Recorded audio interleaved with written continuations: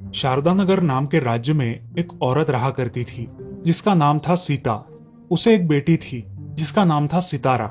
सितारा छोटी थी तभी उसके पिता गुजर गए थे। इसी वजह से उसकी माँ सीता उसका पूरा ख्याल रखती थी, उसकी सारी ख्वाहिशें पूरी करती थी और इसी वजह से उसकी लड़की बहुत जिद्दी हो गई थी। उसकी माँ अगर उसे कोई काम बताए तो वो काम नहीं किया करती थी और खुद को बहुत खास समझती थी। उनके घर में एक नौकर था जिसका नाम था रघु। रघु बहुत ही ईमानदार था और बहुत सालों से उनके घर में काम कर रहा था। सितारा का स्वभाव देखकर उसे भी बहुत हैरानी होती थी। मेम साहब, आप बेबी सितारा को कुछ क्यों नहीं बोलती? अरे, उसको समझ में नहीं आता तो ठीक है, बाद में समझ आ जाएगा। हम है ना उसे संभालने के लिए। हाँ मेम साहब, वो तो है। एक दिन सीता अपने पहचान के एक लड़के से सितारा की पहचान करवा देती है। सितारा को वो लड़का बहुत पसंद आता है और वो उससे शादी करने के लिए तैयार हो जाती है। सीता अपने घर में एक हार ढूंढने लगती है जो उसे उसकी माँ ने शादी में दिया था। वो बहुत ढूंढती है मगर उसे वो नहीं मिलता। कहाँ गया मेरा नेकलेस? अरे हाँ, मिल गया। कितना ढूंढ रही थी। अब मैं मेरी बेटी को यही गिफ्ट उसकी शादी में दूंगी। ये बहुत अच्छा रहेगा मैडम। सीता उस नेकलेस को पॉलिश करवाने और उस पे नाम डलवाने के लिए सोनार के पास भेज देती है। रघु वो नेकलेस लेकर सोनार के दुकान में जाता है और उस नेकलेस पर सितारा का नाम डालकर लाता है। बेटी, इस शादी से तुम खुश हो ना? हाँ माँ, जिसे मैं प्यार करती हूँ उसी से मेरी शादी हो रही है। सितारा और राजवीर की शादी हो जाती है। सीता ने शादी का समारोह बहुत ही शानदार तरीके से अरेंज किया था। समारोह खत्म हो जाता है और उसकी माँ उसे एक नेकलेस देती है। नेकलेस देख के सितारा बहुत खुश हो जाती है। उसे वो बेहद पसंद आता है। माँ, ये तो बहुत ही अच्छा है।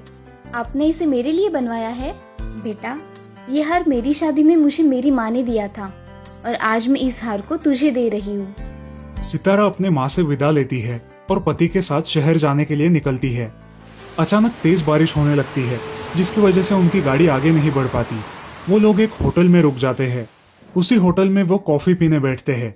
कॉफी पीते समय सितारा की नजर एक लड़की पर पड़ती है जो शादी के लिबास में खड़ी है और अपने दोस्त से बात कर रही है। रोना बंद करो, सब कुछ ठीक हो जाएगा। क्या ठीक होगा? मैं कैसे अरेंज करूँ इतने सारे पैसे?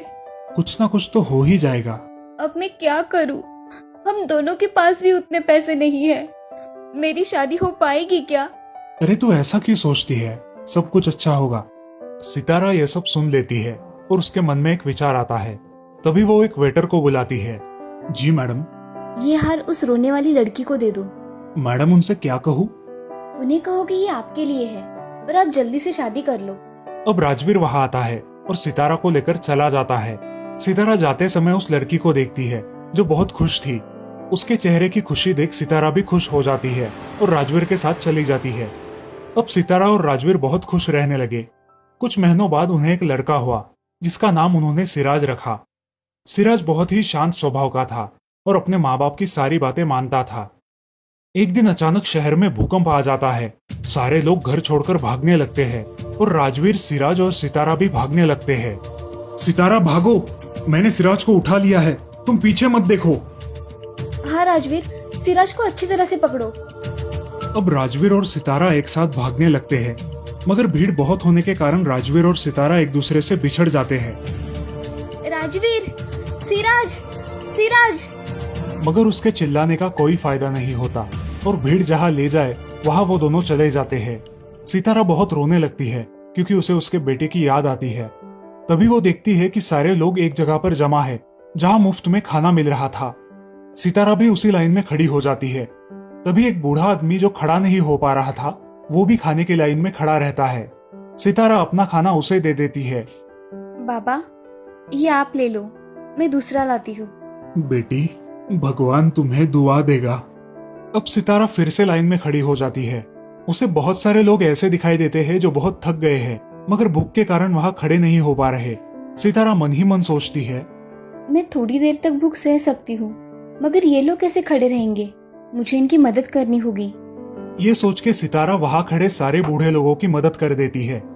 जब सबकी मदद हो जाती है तब सितारा खुद के लिए खाना लेने के लिए लाइन में खड़ी होती है लेकिन वहां का खाना खत्म हो जाता है और मैनेजर अपनी टीम को धन्यवाद देता है। आप सब लोगों ने बहुत अच्छा काम किया है, आप सबका बहुत बहुत आभार। ये कौन है? हमें नहीं पता। आप कौन है मैडम? मैं यहाँ खाना खाने के लिए आई थी। लेकिन बूढ़े लोगों को देखकर मैंने उन्हें खाना दे दिया और मैं फिर से लाइन में खड़ी हो गई। लेकिन मेरा नसीब खराब, इसी वजह से मुझे खाना नहीं मिला। मैडम, आप थोड़ी देर यहाँ रुक सकती है? जी सर, मैं यहाँ रुकती हूँ। मैनेजर बड़े साहब से जाकर मिलता है और उन्हें सितारा के बारे में सब बताता है। साहब उसे अपने घर में बुलाते हैं। मैंने आपके दरिया दिली के किस्से सुने हैं। क्या आप मेरे बेटे को संभालोगी? आपको उसके पैसे मिलेंगे। जी साहब, जरूर करूंगी मैं ये काम। मगर एक शर्त है, तुम्हें मेरे पत्नी के कमरे के पास नहीं जाना है। जी साहब, मैं ध्यान रखूंगी। अब सितारा उस बच्चे का अच्छी तरह से ख्याल रखती है। उस बच्चे की परवरिश करते समय उसे अपने बेटे सिराज की याद आती है। ऐसे ही एक दिन सितारा और वो बच्चा एक बॉल के साथ खेल रहे थे। बच्चे का बॉल अपनी माँ के कमरे में चला गया, लेकिन सितारा को वहां जाने की अनुमति नहीं थी, इसीलिए वो रुक गई। लेकिन वो बच्चा उस बॉल को लेकर बहुत रोने लगा और उसकी मांग करने लगा। अब सितारा के पास उस कमरे में जाने के अलावा कोई चारा नहीं बचता। वो उस कमरे में जाती है। उसे वहां टेबल पर उसकी माँ ने दिया हुआ हार दिखाई देता है। वो उस हार को गौर से देखती है। उसे उस पर अपना नाम दिखाई देता है और वो वही अपनी माँ की यादों में खो जाती है। उसे अपने माँ की बहुत याद आने लगती है और वो रोने लगती है। तभी उसके कंधे पर कोई हाथ रखता है। वो बहुत चौंक जाती है। तुम कौन हो? मैं यहाँ काम करती हूँ। बच्चे का बॉल यहाँ आ गया था, इसलिए मैं बॉल लेने के लिए यहाँ चली आई। ठीक है, मगर तुम रो क्यों रही हो? वो मैं इस हार को देख के रोने लगी थी। इसे देखकर मुझे मेरी माँ की याद आ गई थी। ये तुमने कभी किसी को दिया था क्या? हाँ मैडम, जब मेरी शादी हुई थी तो मेरी माँ ने मुझे ये हार दिया था और उस पे मेरा नाम भी लिखा हुआ है। जिस होटल में हम ठहरे थे वह एक लड़की बहुत रो रही थी। मैंने उसकी मदद कर दी और उसे ये हार दे दिया था। मुझे शायद वहम हुआ है। तुम उस लड़की को जानती हो? नहीं मैडम, मैंने उसे सिर्फ एक ही बार देखा था। क्या वो चेहरा यही है? जरा गौर से देखो, आप तो उस लड़की की तरह ही दिखती हो। क्या वो आप थी? हाँ सितारा, वो मैं ही थी। तुम्हारी मदद से आज मैं यहाँ तक आ पहुँची हूँ। सितारा, तुमने मुझे वो हार दिया और मैंने वो हार गिरवी रखकर उससे हमने शादी कर ली और एक छोटा सा बिजनेस शुरू किया। फिर बाद में उस हार को छुड़ा कर ले आए। इसलिए तुम हमारे लिए बहुत अहम हो। आज मुझे कितने दिनों बाद अच्छा लग रहा है। सितारा, आज से हम दोनों दोस्त हैं। सितारा अब उसकी सारी कहानी सुनती है। साहब की बीवी अपने स्पेशल आदमी भेजकर सितारा के बच्चे और पति की तलाश करती है। कुछ दिनों बाद उन दोनों का पता चल जाता है और सितारा अपने पति और बेटे से मिलकर बहुत खुश हो जाती है। साहब की बीवी इनाम के तौर पर उनकी आधी जायदाद और सितारा के माँ का शादी में दिया हुआ वो हार लौटा देते हैं। अब सितारा, राजवीर और सिराज खुशी खुशी रहने लगते हैं। इस कहानी से हमें ये सीख मिलती है कि जरूरत के समय हमें सबकी मदद करनी चाहिए।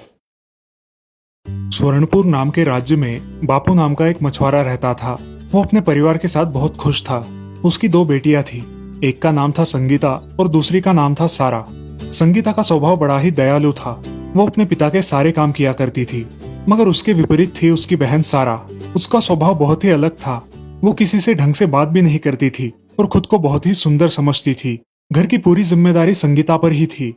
सारा, जरा यहाँ आओ, मुझे तुमसे कुछ बात करनी है। हाँ बोलिए पिताजी, जल्दी बोलिए, मुझे जरा काम है।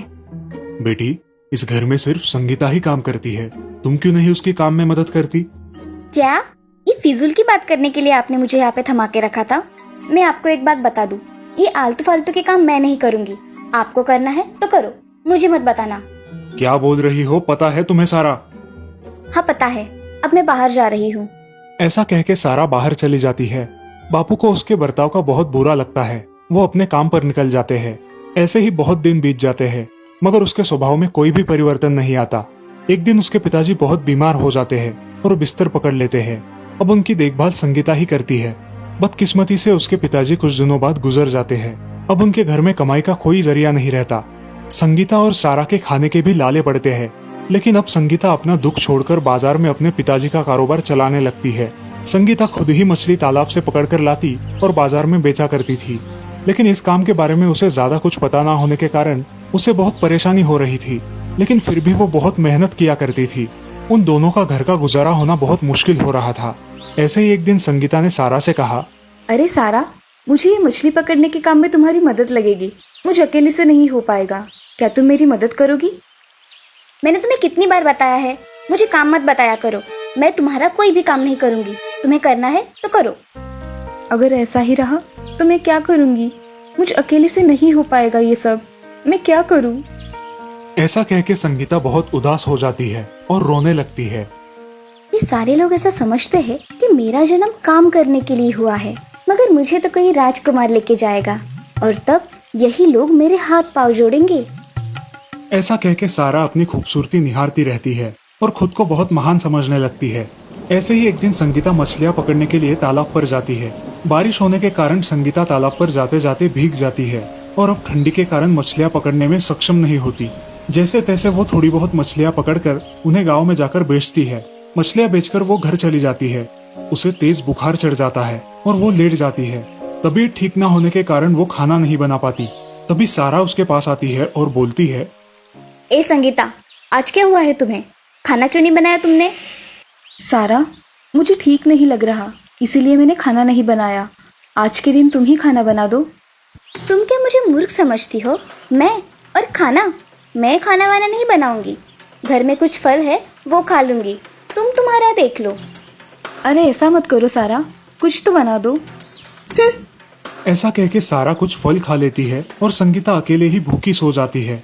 अगले दिन संगीता की हालत भूख के मारे बहुत खराब हो जाती है, मगर सारा उसकी तरफ ध्यान न देकर बाहर चली जाती है। अब संगीता लड़खड़ाते हुए उठती है और मटके में से पानी पीती है और उसी हालत में मछली पकड़ने तालाब पर जाती है। वहां जाकर अपने पिताजी की याद में वो रोने लगती है। तभी उसे किसी की आवाज सुनाई देती है, संगीता, संगीता, मैं हूँ। कौन है? संगीता, मैं हूँ, तालाब। तुमने मुझे देखा नहीं, मगर मैं तुम्हें हर रोज देखता हूँ। क्या हुआ है, आज इतना रो रही हो? क्या तुम बोल सकते हो? हाँ, मैं बोल सकता हूँ। मैं एक जादुई तालाब हूँ। क्या करूँ तालाब? ये गरीबी और मेरे बहन के स्वभाव के कारण मैं उब गई हूँ। संगीता अपनी सारी कहानी तालाब को सुनाती है। अब तालाब भी उसकी कहानी सुनकर सुन्न हो जाता है। उसकी हर रोज की मेहनत भी वो देख रहा था, इसलिए उस तालाब को उसकी दया आ जाती है और वो उसकी मदद करने के बारे में सोचता है। अब तो ऐसे लगता है कि मेरे जीवन में कुछ शेष ही नहीं है, जीने की इच्छा ही नहीं है। जो होगा वो देखा जाएगा। संगीता, इस पानी को हाथ में लेकर तुम्हें जो चाहिए वो मांग लो, तुम्हें सब मिल जाएगा। हे जादुई तालाब, मुझे और मेरी बहन के लिए साल भर का अनाज चाहिए। क्या तुम मेरी ये इच्छा पूरी कर सकते हो? संगीता, तुम्हारी ये इच्छा पूरी हो गई है। तुम्हारे घर पे साल भर का अनाज पहुंच गया है। अब तुम्हें और क्या चाहिए संगीता? मुझे और कुछ नहीं चाहिए जादुई तालाब। तुम हर रोज सिर्फ मुझसे ऐसे ही बातें किया करना, जिससे मुझे दोस्त मिल जाएगा अपना सुख दुख बांटने के लिए। ठीक है संगीता। अब संगीता घर चली जाती है और देखती है तो उनके घर में ढेर सारा अनाज होता है। अनाज देखकर संगीता बहुत खुश हो जाती है और उस अनाज से कुछ खाना बना के खा लेती है। तभी सारा घर आती है। संगीता, ये सारा अनाज कहाँ से लाया है तुमने? जमा किए हुए पैसों से लेके आई हो क्या? संगीता अब चुपचाप खड़ी रहती है और उसकी बात को अनसुना कर देती है। अब सारा को बहुत गुस्सा आ जाता है। नहीं बताना है तो मत बताओ, मुझे क्या। सारा बड़े गुस्से से वहां से चली जाती है। सारा का ये बर्ताव देखकर संगीता बड़ी चिंतित होती है। अगले दिन संगीता तालाब के पास चली जाती है। बोलो संगीता, क्या हुआ है? आज भी बड़ी चिंता में लग रही हो। हाँ जादुई तालाब, मुझे मेरी बहन की बहुत चिंता हो रही है। मैं उसके स्वभाव का क्या करूं? वो मुझसे ठीक से बात ही नहीं करती और खुद ही में मशगूल रहती है। हाँ, पता है तुम्हारी बहन का स्वभाव। तुम ऐसा करो, तुम उससे झगड़ा करके अलग घर में रहने के लिए जाओ, जिससे उसे तुम्हारी कीमत पता चले। मगर मेरे पास दूसरा घर नहीं है जिसमें मैं जाके रह सकूं। तुम जब घर पहुंचोगी तब तुम्हें तुम्हारा नया घर तुम्हारे पुराने वाले घर के पास ही मिल जाएगा। उसमें सारी सुख सुविधाएं भी होंगी, जिससे तुम आराम से जीवन व्यतीत कर सकोगी। धन्यवाद तालाब। अब संगीता घर जाने के लिए निकलती है। घर पहुंचकर देखती है तो उसके घर के पास एक बहुत बड़ा आलीशान घर होता है। उस घर को देख संगीता बहुत खुश हो जाती है। वो अपने पुराने घर में जाती है और सारा को ये सब बताती है। सारा, चलो उठो, हम दोनों के लिए कुछ खाना बनाओ। क्या बोल रही हो तुम? तुम्हारी अकल ठिकाने पे है ना? मैं और खाना? हाँ तुम। और कौन है इस घर में जिससे मैं बात करूंगी? चलो, आज का खाना तुम ही बनाओगी। मैं खाना नहीं बनाऊंगी। नहीं खाना बनाओगी तो इस घर से निकल जाना। मैं क्यों निकलूं? ये मेरे पिताजी का घर है। निकलना है तो तू निकल। संगीता अब उसका बर्ताव देखकर बहुत दुखी होती है और वहां से निकल जाती है। वो अपने नए घर में रहने के लिए जाती है। अब सारा अकेले ही उस घर में रहने लगती है, मगर उसे खाना बनाना ना आने के कारण उसके खाने के लाले पड़ते हैं। अब वो उदास रहने लगती है। संगीता सारा पर नजर रखे हुए थी। एक दिन संगीता खिड़की से झांक कर देखती है तो उसे सारा एक बेड पर सोई दिखाई देती है। संगीता को लगता है कि उसकी तबीयत ठीक नहीं है, इसलिए वो जल्दबाजी में तालाब के पास चली जाती है। हे जादुई तालाब, क्या मैं मेरी बहन से मिल सकती हूँ? उसकी तबीयत खराब है, ऐसा मुझे लग रहा है। संगीता, कल तक रुक जाओ, बाद में देखो तुम्हारी बहन का स्वभाव कैसे बदल जाता है। ठीक है तालाब, तुम मेरे सच्चे दोस्त हो जो कठिन परिस्थितियों में भी मेरे साथ हो। दोस्त बोला है तो इतना तो करना ही पड़ेगा। अब संगीता वहां से चली जाती है और अगले दिन का बेसब्री से इंतजार करती है। अगले दिन सारा जल्द ही उठकर घर का काम करते हुए दिखाई देती है। ये देखकर संगीता सोच में पड़ती है। ऐसा कैसे हुआ? संगीता अपने बगीचे में टहलने जाती है। अचानक उसे देख सारा भागती हुई आती है और संगीता, मुझे माफ कर दो, मैंने तुम्हारे साथ बहुत बुरा बर्ताव किया है, मुझे माफ कर दो ना। सारा, मैंने तुम्हें कब का माफ कर दिया है, तुम मुझे मिल गई हो, बस मुझे और कुछ नहीं चाहिए। संगीता, तुम अब कहाँ रह रही हो? मैंने तुम्हारे साथ बहुत बुरा व्यवहार किया है, अब तुम चलो अपने घर, मुझे तुम्हारी बहुत जरूरत है। चलो सारा, तुम्हें एक नया घर दिखाती हूँ जिसे देख तुम बहुत खुश हो जाओगी। अब संगीता उसे अपने नए घर में लेकर जाती है। सारा वो घर देखती ही रह जाती है। ये इतना आलीशान घर तुम्हारे पास कैसे आया? ये घर मुझे भगवान की कृपा से मिला है। अब तुम भी इस घर में रह सकती हो क्योंकि तुम मेरी बहन हो। अब सारा और संगीता उस नए घर में खुशी खुशी रहने लगती है।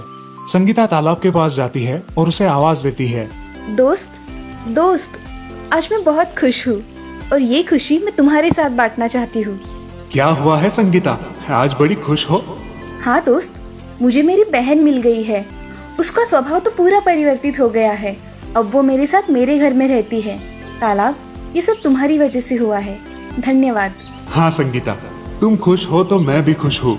अब तुम दोनों को अगले 8 दिनों में इस गांव से हमेशा हमेशा के लिए चले जाना है। क्यों तालाब, हमसे कोई गलती हुई है क्या जो हम दोनों को इस गांव से जाना पड़ेगा? जल्द ही तुम दोनों के लिए आजमगढ़ राज्य के 2 युवराज आएंगे जो तुम्हारा हाथ मांगेंगे और तुमसे शादी करेंगे। तुम यहाँ से विदा हो जाओगी। अब तुम इस गांव में सिर्फ 8 दिन की मेहमान हो। जादुई तालाब, मुझे तुम्हारी बहुत याद आएगी।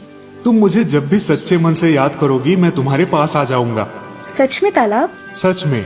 अब संगीता खुशी खुशी घर लौट जाती है और सच में 8 दिनों के बाद 2 राजकुमार घोड़े पर सवार होकर संगीता और सारा के घर के पास आते हैं। अब उस बड़े राजकुमार को संगीता बहुत पसंद आती है और दूसरे राजकुमार को सारा पसंद आती है। जी, आपके घर में कोई बड़े हैं? मैं उनसे बात करना चाहता हूँ। नहीं, हमारे घर में कोई बड़ा बुजुर्ग नहीं है। हम दोनों बहनें ही है इस पूरे घर में। आपको जो बात करनी है आप मुझसे कर सकते हो। हम दोनों यहाँ हमारी रानियों की खोज में आए थे। हम दोनों आजमगढ़ के राजकुमार हैं और हम हमारी रानियाँ खुद पसंद करते हैं। मुझे आप पसंद आई हो, क्या आप मेरी रानी बनोगी? और क्या आप मेरी रानी बनोगी? मुझे आप पसंद आई। काशी नाम के एक गांव में राजू नाम का एक आदमी होटल में काम किया करता था। वो हर प्रकार के व्यंजन अच्छे से बना लेता था। खास करके वो बिरयानी और बिरयानी के सारे प्रकार बहुत अच्छे से बनाता था। राजू के हाथों में जैसे जादू ही था। सभी लोगों को राजू के हाथ की बनाई बिरयानी बहुत पसंद थी। उस होटल का मालिक चंदन बहुत ही लालची और शातिर था। वो अपनी मीठी मीठी बातों से दूसरों को फंसाता और पैसे ऐंठता था। उसका होटल अब बहुत अच्छी तरह से चलने लगा था। इसकी वजह से चंदन राजू पर बहुत खुश था। ग्राहकों की ज्यादा बिरयानी की मांग देखकर चंदन राजू को ज्यादा बिरयानी बनवाने को बोलता और राजू से बहुत ज्यादा काम करवाता था। एक दिन राजू को बहुत तेज बुखार आया और उसके पास खुद का इलाज करने के लिए भी पैसे नहीं थे। सुनो, तुम होटल जाकर सेठ जी से कुछ पैसे मांग कर लाओ, बाद में वो मेरी तनख्वाह से काट लेंगे। ठीक है। नमस्ते सेठ जी, मेरी पति की तबीयत बहुत खराब है, मुझे पैसों की जरूरत है। मुझे कुछ पैसे दे दीजिए, वो आने के बाद लौटा देंगे। भाभी जी, आपको तो पता ही है कि आजकल धंधा कैसे चल रहा है। ये राजू जब तक काम पर नहीं आएगा तब तक तो मेरा नुकसान ही है ना। ठीक है, अब आप आ ही गई हो तो ये 100 रुपए लेकर किसी अच्छे अस्पताल में उसका इलाज करवाइए, जाइए। पत्नी वो 100 रुपए लेकर चली जाती है और सोनार के दुकान पर जाकर अपने जेवर बेच के अपने पति का अच्छे से इलाज करवाती है। जब राजू ठीक हो जाता है तो वो अपनी पत्नी के जेवर ना देख के उसे प्रश्न करता है। पत्नी जो सब हुआ वो उसे बता देती है और रोने लगती है। उस दिन राजू होटल जाता है। आज से तुम्हारा यहाँ कोई काम नहीं है। मैं तुम्हारे भरोसे 15 दिन अपना होटल बंद नहीं रख सकता। मैंने तुम्हारे बदले में कोई और ले लिया है। अब मुझे तुम्हारी कोई जरूरत नहीं। राजू वहां से उदास मन से चला जाता है और घर में आकर मायूस होकर बैठता है। क्या हुआ आपको? आए हो तब से मायूस हो, कुछ बोलोगे? अरे जरा चुप भी रहो, यहाँ मेरी नौकरी चली गई है और तुम मायूस होने की बात कर रही हो। क्या आपको उन सेठ जी ने निकाल दिया? आप इतनी मेहनत करते थे, उसके बावजूद उन्होंने निकाल दिया? हाँ, अब मेरे पास तो पैसे भी नहीं है, क्या करूं? और यहाँ पर जल्दी नौकरी भी नहीं मिलेगी। मेरे मन में एक अच्छी कल्पना आई है। अगर हम बिरयानी बनाकर बेचेंगे तो हमारी बिरयानी सबको पसंद आएगी और आपको नौकरी करने की भी चिंता नहीं होगी। वैसे भी आपके हाथों का स्वाद तो लोगों को पता ही है। सब बातें सही है भाग्यवान, लेकिन पैसे कहाँ से लाएंगे? पत्नी ने अपने बचाए हुए पैसे निकाले और राजू से बोली, ये लीजिए, अब तो कोई चिंता नहीं है ना, इससे हमारा काम हो जाएगा। पत्नी की ये कल्पना राजू को पसंद आती है। वो एक ठेला किराए पर लेता है और पहले दिन एक बर्तन भर के बिरयानी बनाता है। बाजार में एक जगह ठेला लगाकर वो बिरयानी बेचने बैठता है। उसके बिरयानी की सुगंध इतनी अच्छी आती है कि सब लोग उसकी बिरयानी खरीदने के लिए दौड़ पड़ते हैं। उसकी पूरी बिरयानी जल्द ही खत्म हो जाती है और राजू घर खुशी खुशी लौट जाता है। अगले दिन से राजू थोड़ी ज्यादा बिरयानी बनाता है और अपनी बिरयानी बेच के धीरे धीरे उसे अच्छे दाम भी मिलने लगते हैं। कुछ दिनों बाद वो अपना खुद का ठेला खरीद लेता है। देखते ही देखते राजू का बिजनेस बहुत अच्छी तरह से चलने लगता है। ये बात चंदन को जब पता चलती है तब चंदन उसके ठेले पर आता है। अरे राजू, कैसे हो? मैं सोच रहा हूँ कि तुम्हें अपने होटल में फिर से नौकरी पर रख लूं। क्या विचार है तुम्हारा? धन्यवाद सेठ जी, लेकिन मुझे अब आपके यहाँ काम नहीं करना। मेरा ये छोटा सा ठेला ही मेरे लिए अच्छा है, कम से कम इज्जत तो मिलती है।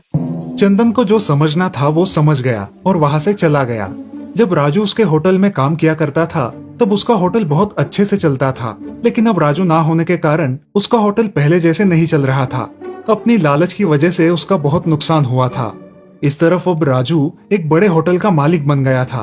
अब उसके पास सब कुछ था और वो गरीब लोगों की मदद भी करने लगा था। राजू अपने गांव में बिरयानी वाला राजू इस नाम से बहुत प्रसिद्ध हो गया। तो दोस्तों, इस कहानी से हमें ये सीख मिलती है कि हमें खुद के स्वार्थ के लिए दूसरों का शोषण नहीं करना चाहिए।